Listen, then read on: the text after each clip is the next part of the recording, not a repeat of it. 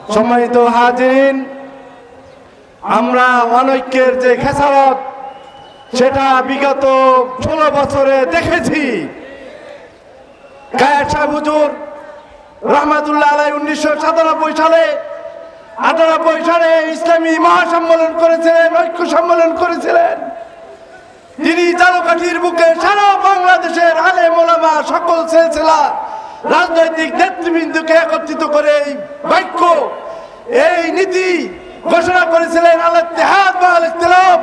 তিনি বলেছিলেন সার্বজনীন ঐক্য করতে হবে এবং ইস্যুভিত্তিক ঐক্য করতে হবে। সেই ঐক্য যদি না হয় তাহলে কি বিপদ হবে সে কথাও তিনি বলেছিলেন। আমরা দেখেছি গত 16 বছরে ফ্যাসিস্ট আওয়ামী সরকার এই ঐক্যবদ্ধ শক্তি যাতে ঐক্যবদ্ধ না হতে পারে, এই আলেম ওলামা যাতে ঐক্যবদ্ধ হতে না পারে, এই ইসলামী শক্তি যাতে ঐক্যবদ্ধ না হতে পারে তার সকল প্রকার কৌশল তারা অবলম্বন করেছে। তারা জামাতের গায়ে হাত দিয়েছে, শিবিরের গায়ে হাত দিয়েছে, লক্ষ লক্ষ আলেম ওলামা তারা হত্যা করেছে। যখনই আলেম ওলামা ইসলামের কথা বলেছে, ঐক্যের কথা বলেছে, তখন তারা বলেছে ওরা রাজাকার, ওদেরকে হত্যা করো। যখন কওমিরা এগিয়ে এসছে তখন ওদেরকে বলতে লাগিয়েছে ওরা জঙ্গি, ওদেরকে হত্যা করো। যখন এরকম যে কোনো আলেম ওলামা ইসলামের কথা বলেছে তখনই তারা বলেছে জঙ্গি, রাজাকার, না দেশদ্রোহী, না দেশ বিরোধী, এরকম বলে আমাদেরকে বিচ্ছিন্ন করেছে। অতএব কথা পরিষ্কার, আপনি দেশের জন্য কথা বলবেন, ইসলামের জন্য কথা বলবেন, ঐক্যবদ্ধের কথা বলবেন, দেখবেন আপনার উপরে অত্যাচারের স্টিম রোলার নেমে আসবে। সে আপনি জামাত হন, সে আপনি শিবির হন, সে আপনি হেফাজত হন, সে আপনি চরমরাই হন, সে আপনি মোকাইম্মা হন, সে আপনি মৌকরা হন, সে আপনি সারসিনা হন, কোন দরবার বাদ যাবে না। ইসলামের প্রশ্নে সমগ্র বিশ্ব একত্রিত হয়েছে। সারসিনার মরহুম পীর সাহেব হুজুর ঘোষণা করেছিলেন আল কুফরু মিল্লাতুন ওয়াহিদা, কুফরি শক্তি এক হয়ে গিয়েছে। আমরাও ঘোষণা দিলাম আল মুসলিমু মিল্লাতুন ওয়াহিদা। আমাদেরকে এক হতে হবে। যদি এক না হই তাহলে আমাদের অবস্থা খুব খারাপ হবে। ভাইরা আমার, আমি একটা স্মৃতি কথা আপনাদেরকে বলতে চাই।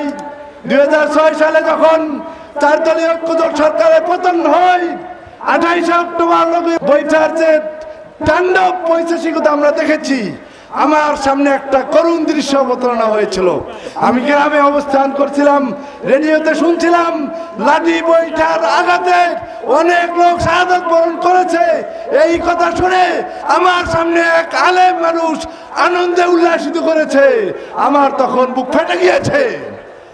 আমি তখন চিন্তিত হয়েছি, এই সমস্ত আলেম ওলামাদের অবস্থা যদি এরকম হয় বাংলাদেশের ভবিষ্যৎ খুবই খারাপ। সেই খারাপ হয়েছে। গত 16 বছরে আমি আমিনুল হক পরিচয় দিতে পারি নাই। সারসিনা দরবারের লোকজনের এরকম মুখ খুলে কথা বলতে পারে নাই, জামাত শিবিরের লোকেরা কথা বলতে পারে নাই। চরমনাইর পীর সাহেব মার খেয়েছে, এরকম যার গায়ে দাড়ি টুপি দেখেছে তারা আয়না করে ঢুকেছে, তারা জেলখানায় ঢুকেছে, তারা হত্যাকাণ্ডের শিকার হয়েছে। আমাদেরকে 24শে জুলাই মাস 5ই আগস্ট আমাদেরকে মুক্তি দিয়েছে। সেই মুক্তির মূল মাত্র ছিল কি? ঐক্য। এই ঐক্যই আমাদেরকে মুক্তি দিয়েছে। অতএব আমাদেরকে এই ঐক্য ধরে রাখতে হবে। আমরা যদি ঐক্য ধরে না রাখতে পারি, এই যে আনন্দে উল্লাসে কথা বলছি, সামনে আর কথা বলা যাবে না। শুনবেন আমার ফাঁসি হয়ে গিয়েছে, শুনবেন ওনার ফাঁসি হয়ে গিয়েছে, শুনবেন ওকের ফাঁসি হয়েছে। আমাদেরকে এখন মুক্তির পথ একমাত্র হলো ঐক্য, ঐক্য, ঐক্য। এবং অনৈক্যের যত পথ আছে, যত কথা আছে বাদ দিতে হবে।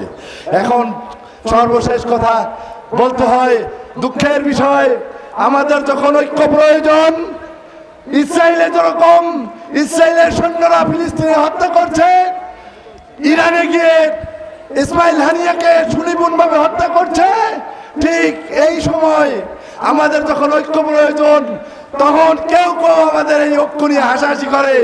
তারা বলে ঐক্য নিয়ে ব্যবসা, আমি বলবো ভাই ভুলে চলেও যদি এই কথা বলে থাকেন আর যেন এই ধরনের কথা না শুনি। আমাদেরকে ঐক্যের জন্য ছাড় দিতে হবে, আমাদের জন্য ঐক্যের জন্য কাজ করতে হবে, কোনো বিভেদের কথা নয়।